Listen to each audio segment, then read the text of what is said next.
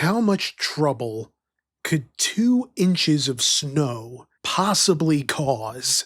Maybe school lets out early, maybe school is canceled altogether, and by the time the snow is done falling, the Department of Transportation has some roads to ice, while you have some snow to scrape off your windshield and shovel off of your driveway. But it's 2 inches of snow. What's the worst that could happen? Well, in 2014, Atlanta experienced an event known by many names: Snow Jam, Snowmageddon, the Snowpocalypse. Call it what you want, but the result was the same. A light dusting of snow and ice shut down one of the busiest cities in the United States and resulted in one of the most unexpected transportation catastrophes in recent American history. So, how did 2 inches of snow freeze an entire city?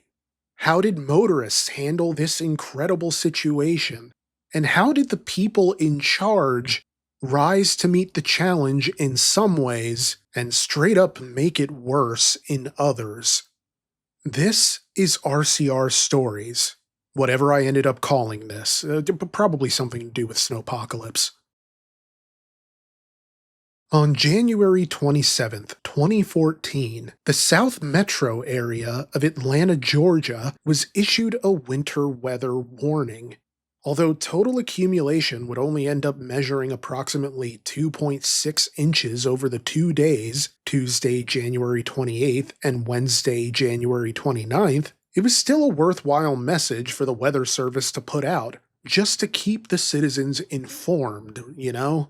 But unfortunately, in much the same way Friar Lawrence's letter didn't reach Romeo in time to talk him out of logging off the server of life over a girl he knew for less than the time it takes to get over the common cold, the winter weather warning didn't reach people in time, as it went out to the northernmost areas at 3:30 a.m. on Tuesday the 28th.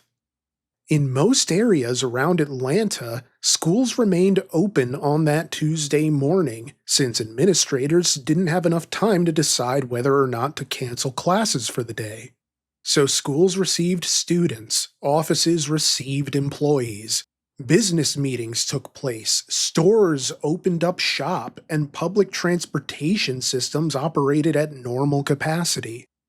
Atlanta was as alive as it had ever been, and this is before factoring in things like interstate travelers and passengers landing at Hartsfield-Jackson Atlanta International Airport, which, at an annual rate of over 100 million passengers processed, remains the busiest airport in the world, statistically speaking. While the city of Atlanta itself had approximately just under 500,000 residents in 2014, this number expands to nearly 6 million if you include the larger Atlanta metro area. Needless to say, there were going to be a lot of people on the road, and once the snow actually started to fall and people hopped in their cars or they got on buses to try to beat the storm home, a congestive nightmare began to take shape. From the north-south trajectory of Interstate 75 to the east-west coverage of Interstate 20, and scaling along the Atlanta encircling Interstate 285, otherwise known as the Perimeter, cars began to slow down. Now, it was rare for everyone to be on the road at the exact same time because schools didn't always let out at the same time as businesses closed. So you didn't have students and then just regular office workers getting onto the road at the same time as, warehouse workers, businessmen, truck drivers. Everyone was sort of staggered in their release schedule. But that wasn't the case here. Roads became a clogged artery filled with the plaque of oversized SUVs, undersized hatchbacks, buses filled with children, trucks loaded with cargo, and sedans filled with anxious drivers listening to AM radio for updates. A slowdown became congestion, congestion became traffic, and traffic became gridlock. Between 12 p.m. and 1 p.m., All motion on the road stalled, except for the cars coming in from farther away, which just sort of added to the jam that was becoming large enough to make the Allman Brothers jealous. Now, the lucky ones would be out in 5 to 12 hours, but for many, this traffic jam claimed 18 to 24 hours or more of their lives. Some truckers were in this jam for 30 hours or more. And when you're in traffic, and under the presumption that traffic is going to keep moving, you probably aren't taking naps, because what if traffic moves? And you can't really pull over because there's no room on the shoulder. So you're just awake the entire time, raw dogging the act of consciousness. And to make matters worse, it wasn't just that the weather was bad or that there were too many cars on the road, but that people were getting into accidents because of it. Over the course of the 2-day snowpocalypse, roughly 1,000 traffic accidents were reported. 1,000 accidents in under 48 hours. Has your commute ever gotten extended for an hour because of a single accident on the highway home? Yeah, well, imagine that, but stacked like Bath and Body Works coupons. And hey, I'm not kidding, but my mom loves Bath and Body Works, so I get the coupons and they stack one on top of the other. So if you could take, 10% off and then throw a 20% off one on there and then a buy one, get one, it will solve and essentially become a cheat code for Mother's Day. Simply put, the roads were not conducive to travel because they glazed with ice way faster than anticipated. In moderate temperatures, the snow would fall and you'd get some slush and wetness on the road. But temperatures were said to have been well below freezing in parts of Georgia by the morning of January 28th, and this would continue into the evening as traffic in Atlanta set like a jello mold, and all the cars were like fruit inside of that mold, suspended in animation, unable to move, resigned to a refrigerated fate. So even while 2.6 inches might not sound like much, although it is average when you measure from the storm drains, by icing over almost as soon as it fell, the snow created conditions as nightmarish as if 10 inches had fallen. Minor inclines became a Sisyphean challenge, tires couldn't get traction, and emergency vehicles couldn't get through. And at the height of that congestion, it was estimated that it took, on average, 6 or more hours just to travel 10 miles. I mean, it took then Governor Nathan Deal over an hour to travel to the Capitol from a public event that was taking place less than a mile away.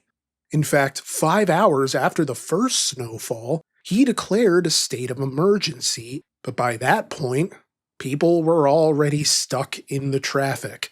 And because of the sudden onset of the weather, people hadn't prepared for the possibility of being stuck in their cars for a full day, or the amount of time it takes one of those put a finger down TikTokers to get to the damn point. Put a finger down if you've ever been... No, immediate scroll. Immediate scroll. A lot of people didn't have food or water. People with chronic conditions didn't have access to their medication. And not everybody keeps blankets in their car, so if you left the house underdressed on the assumption that you wouldn't need to bundle up because you'd be in a heated car and then a heated building and then a heated car again, well, once you had to shut off the engine to save gas, the freezing temperatures would present a new kind of peril. While there is undoubtedly overlap with the traffic jam that occurred 4 years earlier in China, that event at least occurred during the summer. But the snowpocalypse was the product of an Arctic air mass that started in northern Canada and then moved southward with the velocity and urgency of a lactose-intolerant man in the last 20 feet before the bathroom. If you didn't have blankets and you weren't blasting your heater, you were probably colder than a Scandinavian voicemail. But arguably, nothing was worse than the not knowing. People who only planned on being gone for business hours were suddenly separated from their loved ones with no clear idea of how long they'd be gone. And I'm not even just talking about people with kids or with wives or husbands. I'm talking about people who had elderly parents or loved ones to care for waiting at home. I'm talking about people with pets who relied on them. But yes, for the most part, I am talking about people who had immediate family, like children and spouses that they needed to get to. If you didn't have a phone charger, you didn't really have a way of checking in on your family. But even if you did, there was no guarantee that your family was even reachable. I mean, 2014 might not seem like that long ago, but at the very least, it was far enough back that it was before we started giving cell phones to elementary schoolers. So you basically had no way of knowing if your kids were okay, and that's if your phone even had bars in the first place. And with the radio updating every few minutes with reports of fresh accidents in the cluster, the snowpocalypse had to have been one of those long, weary nights of the soul that any mortal person should dread ever having to face. And this is where the psychological shift started to occur. Because even if most people spent an average of just a couple of hours inside this traffic jam, they had no way of knowing that at the time. Salt trucks and emergency vehicles might not have been able to get into the area where you were stuck, and if you don't see any help coming, you don't know how long you're actually going to be there. And so there was a cost-benefit analysis occurring in some motorists' heads, an outright panic exploding in the minds of others like an internal combustion engine, to where it made more sense, in a lot of cases, at least from the position these motorists were in, to just abandon their car altogether and try their luck on foot, especially if it meant getting to their loved ones quicker. But then the problem there is that these abandoned cars just made traffic worse, because there were no drivers to accelerate when traffic actually did move forward, however incrementally it did. And it wasn't even like people abandoned their cars in an orderly fashion either. They just left them in whatever splayed fashion they were when they got stuck. Some people abandoned their cars for other reasons, of course. Maybe their car died, or maybe they had some type of electrical fault. And in that case, these unattended cars presented a new sort of hazard, because some of them could potentially catch fire, and did. So now you've got more problems on all of these various congested roads. And not just these major interstate roads either, but the suburban roads that led to the interstate, where all of this commuting really began. And I would be remiss if I didn't mention that not every adult who was stuck in this chaos was necessarily stuck in the traffic itself. Sure, you had the adult educators who were stuck in the schools with the kids, getting them set up on gym mats because there weren't any cots around. You had grown folk who were stuck at the grocery store and had to hunker down there. People who were stuck in the Taco Bell parking lot, or stranded at Home Depot and had to set up shop on whatever lounge furniture they had there. And at least in those situations where you didn't necessarily have somebody you were looking after, like the educators did, I could see how it would make sense to just say, forget it, I'm just leaving my car in the lot and walking home. Because with no end in sight, there was really no way out. And what might have been an inconvenience had now ballooned into an ordeal. But then, even in times of anguish, never let it be said that Southerners don't still preserve traditions of comfort and hospitality. A Chevy pickup powers its way across the interstate from northwest Georgia. At the wheel of this truck is a plumber so heroic Nintendo is probably considering a cease and desist as we speak. You see, Joe Keller saw the news. He saw that kids were stranded. So he decided he was going to make as many trips as it would take to get as many people as possible to their homes. Over the course of a 6-hour period, Keller picked up students from an elementary school west of downtown Atlanta and took them home one by one, circumnavigating the traffic to reach an area that was presumably less affected by gridlock than others, such that he could reach it even if larger emergency and rescue vehicles couldn't. But what I found endearing from his brief interview with reporters was that Keller didn't seem to think that what he did was a big deal. He thought the staff were the real heroes for keeping the kids calm and fed, and he's certainly not wrong there. As a parent himself, Keller understood the struggle for a lot of these separated families. For instance, he didn't really have a choice but to bring along his two sons, ages 13 and 3, for his rescue operation. In fact, he would have his eldest son escort each child to their door to make sure they were received by whichever relative, neighbor, or other trusted custodian was there to greet them. Over those 6 hours, he got more than 100 students and staff back to their homes, in addition to people who'd abandoned their cars and were walking on the side of the road with their own children. Although state troopers and the National Guard were helping get stranded motorists home, transport doctors and patients, clear roads, and even make supply runs, it's hard to argue that Good Samaritans and volunteers didn't play a big hand in the relief efforts, because they absolutely did. While the Kellers finished their rounds by midnight, they didn't actually make it home until 2 a.m., and Keller had to get to sleep, because he planned on heading back out tomorrow. But even though he was exhausted, Joe still managed to take a little time to play in the snow with his boys. After all, it was his birthday. But Keller wouldn't be the only one celebrating a birthday during the snowpocalypse.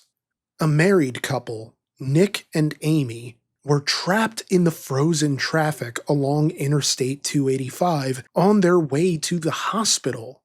You see, Amy was going into labor a week ahead of schedule, but there were no openings in the dense wall of stalled cars, so Nick pulled over to the side of the road to help deliver this baby. It was around 5 p.m. when an officer named Tim Sheffield spotted the vehicle and made his way over to see if they were having some kind of car trouble.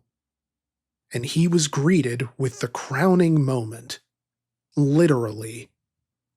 Officer Sheffield called in for help, and in pretty short order, Nick and Amy had themselves a baby girl. And man, that little girl is going to have a wild birthday story to tell when she grows up. Then again, so will Officer Sheffield. The 28th was his birthday too.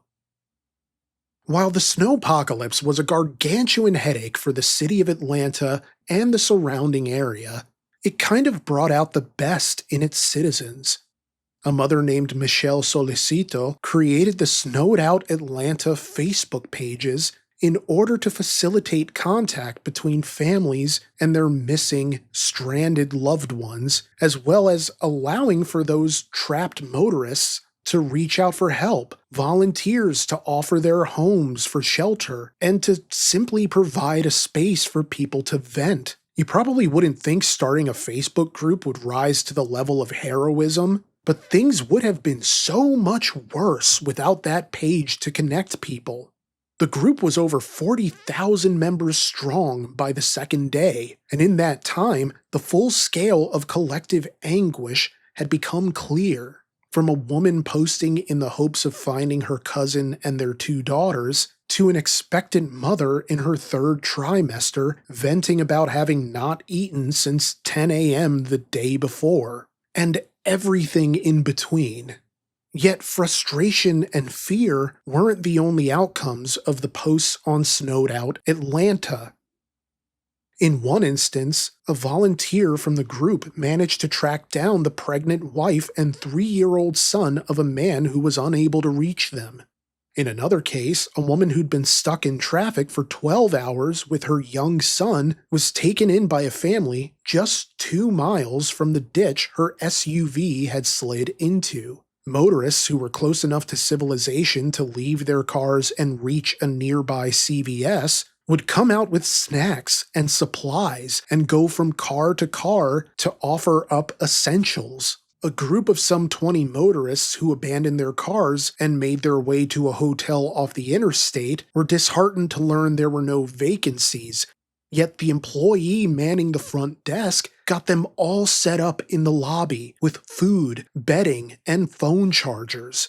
Incredibly, he even walked to a hospital 1.5 miles away at 4 in the morning to get heart medication for a man who hadn't been able to fill his prescription before the storm hit.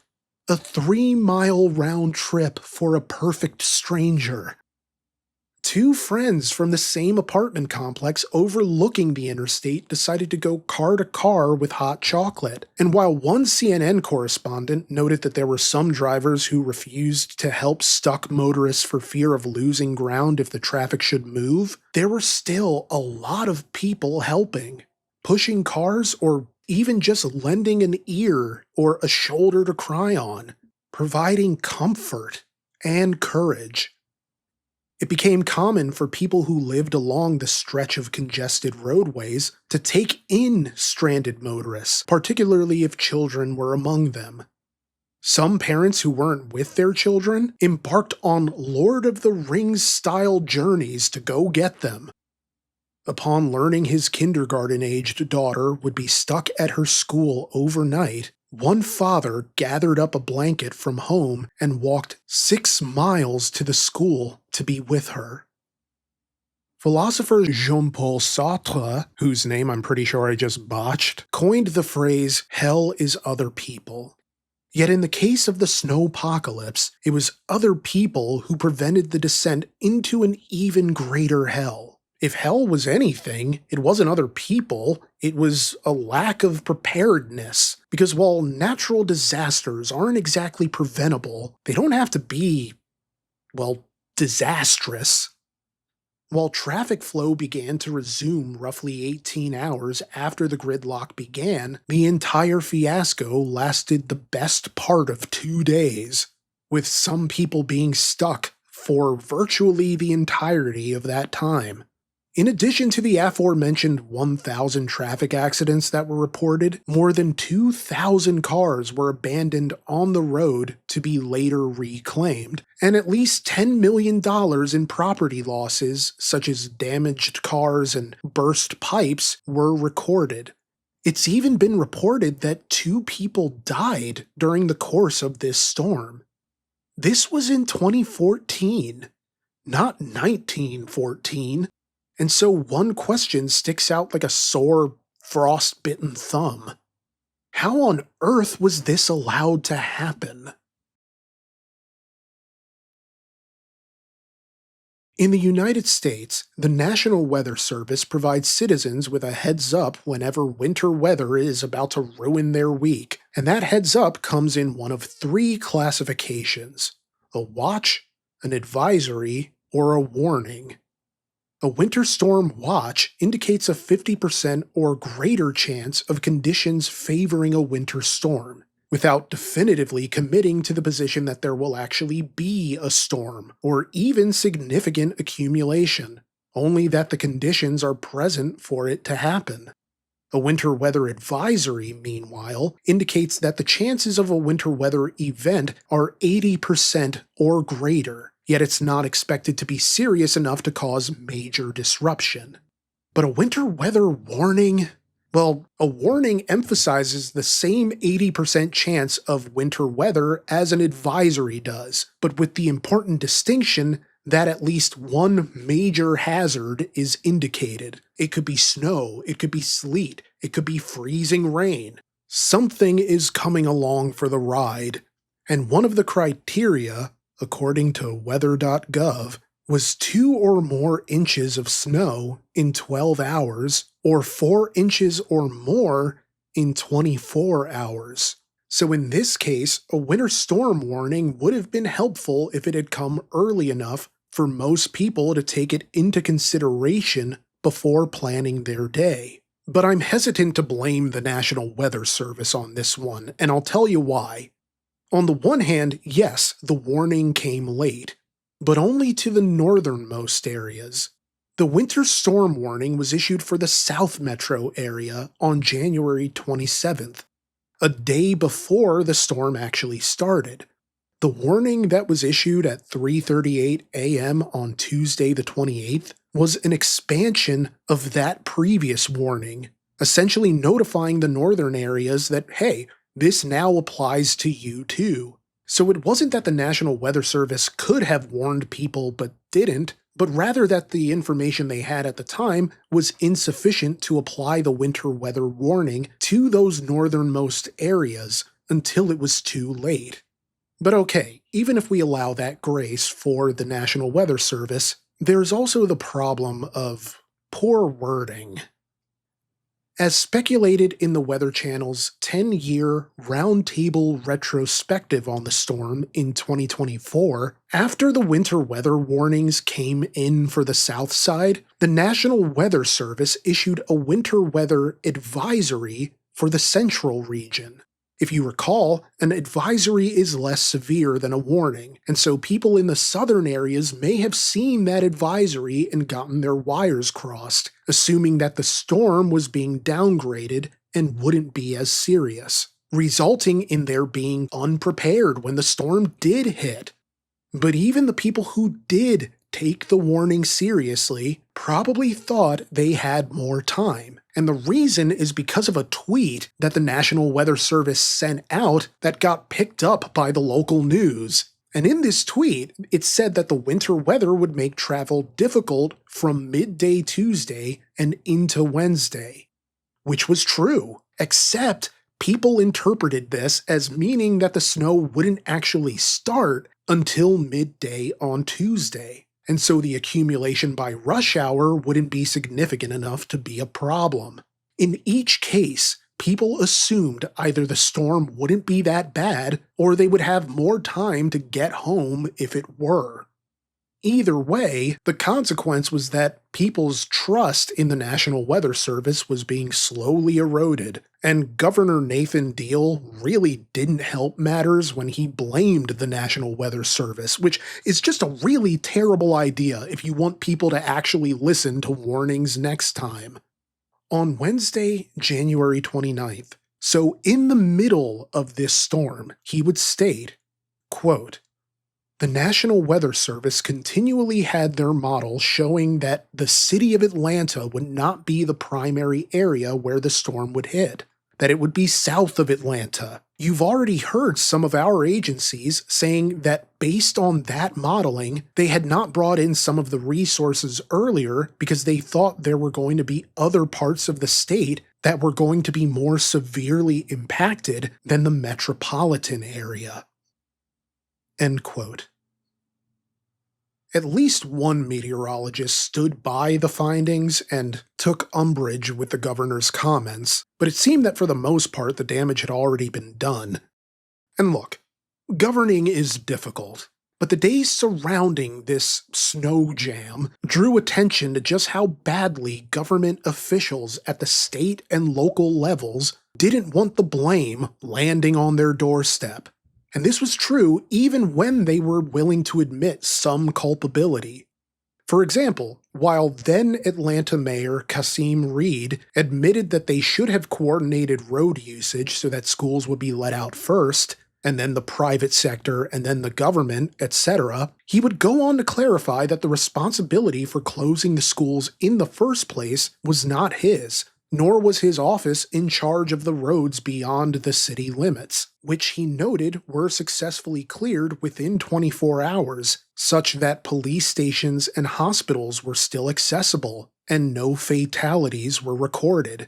But even then, Mayor Reed faced criticism for the lack of coordination between local and state officials, because even if he was only responsible for Atlanta's streets, the fact of the matter is that the streets around Atlanta affected Atlanta. And so the argument is that a greater sense of coordination between Atlanta and what the state officials were doing to rectify the situation on interstate roads could have helped this whole situation resolve quicker.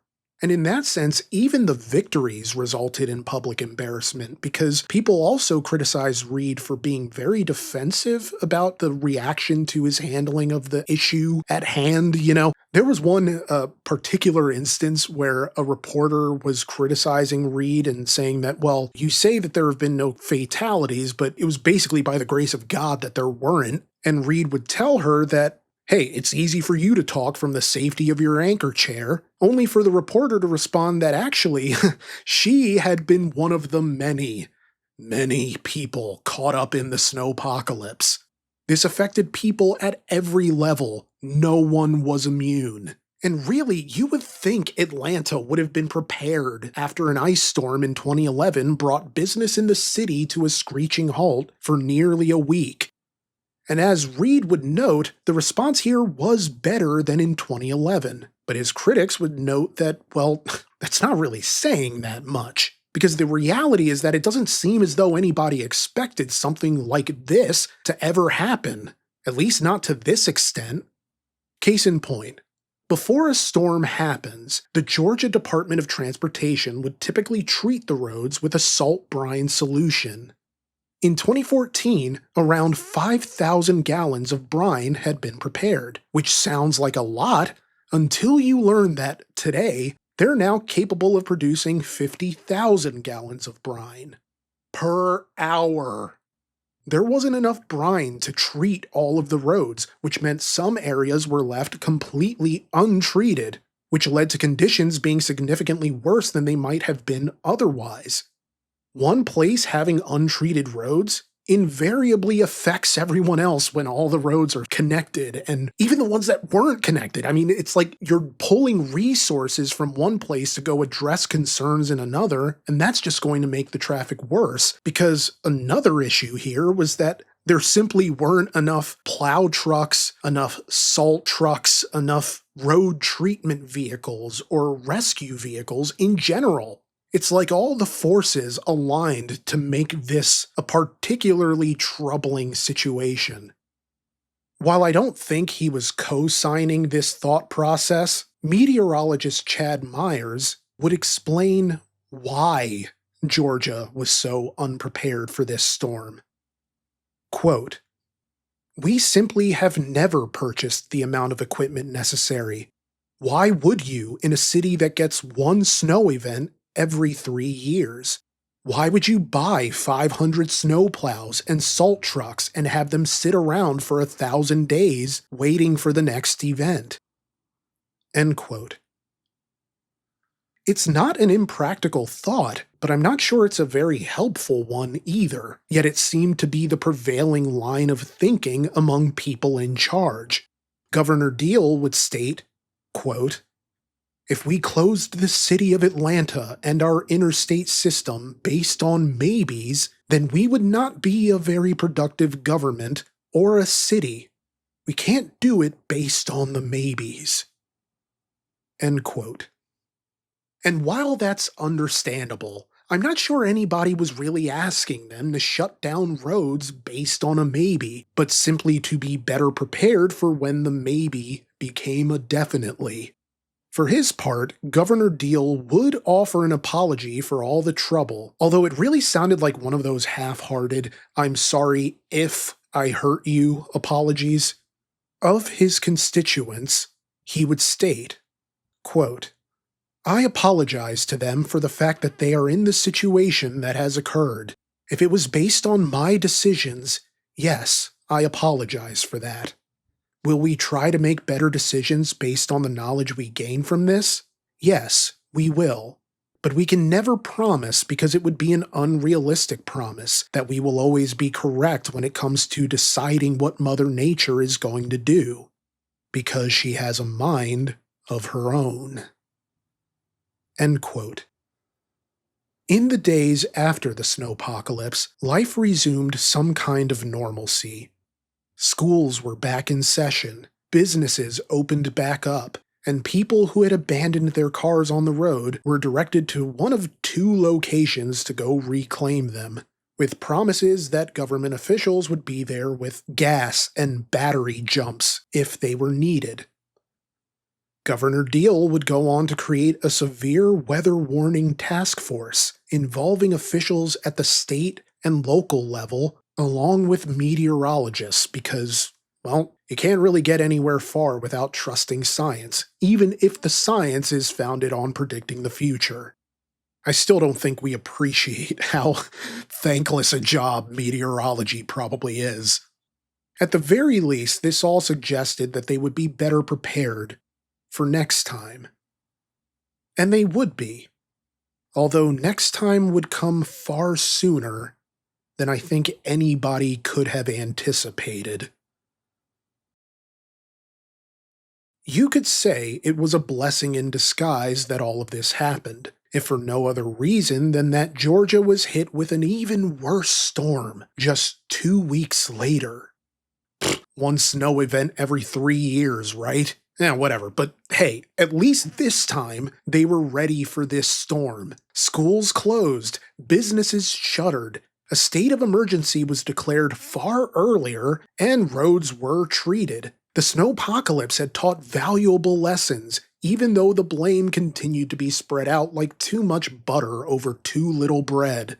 Governor Deal's Director of Emergency Management resigned shortly after the snowpocalypse, while Deal himself would go on to win re-election as governor of Georgia later in 2014, serving in the position until 2019. Mayor Reed, meanwhile, was named Georgian of the Year by Georgia Trend magazine. So any criticism he may have received over his response to the snowpocalypse was like the fine, powdery snow of early winter in that it didn't really stick. Although Reed would eventually come under fire in 2017 over accusations of having accepted bribes while in office, charges which he vehemently denied. His second term as mayor ended in 2018, and he would step away from the office for 3 years before mounting a campaign in 2021 for a third term. The campaign was not successful. Ultimately, I'm not sure there's a single answer regarding who's to blame here, although personally I feel like this was a failure of infrastructure, that the plan in place wasn't rigorous enough to meet the challenges that Mother Nature provided. But if you think about it, maybe this was a catastrophe that needed to happen in order for change to truly take effect. For proof, look no further than January 2025. When Atlanta was hit with a snowstorm that grounded over 1,000 flights and resulted in more than 225 traffic crashes and over 100,000 power outages. This time, about 600 snowplows were ready and waiting, and the response was immediate in a way it wasn't in 2014. In that sense, it does seem like change has set in. And as far as endings go, that's better than most. Thank you for watching. If RCR brings any sort of value to your week at all, please consider leaving a like, a comment, sharing the video, or even subscribing and treating that bell icon like a patch of ice when you're trying to shovel snow. Just you tap, tap, and then you break it up and you get it out of the way. You know what I mean. But if you love RCR stories and want me to make more of these videos, Patreon is the absolute best way to keep these long-form videos coming. You'll even get them early and ad-free, along with other exclusive content you'll never see here. Thank you for supporting RCR with your viewership, and let me know what you think in the comments. I'll be in there too, so be on the lookout. My screen name is Limited Time Roman. Let's have a chat. Thanks again, and have a great rest of your week.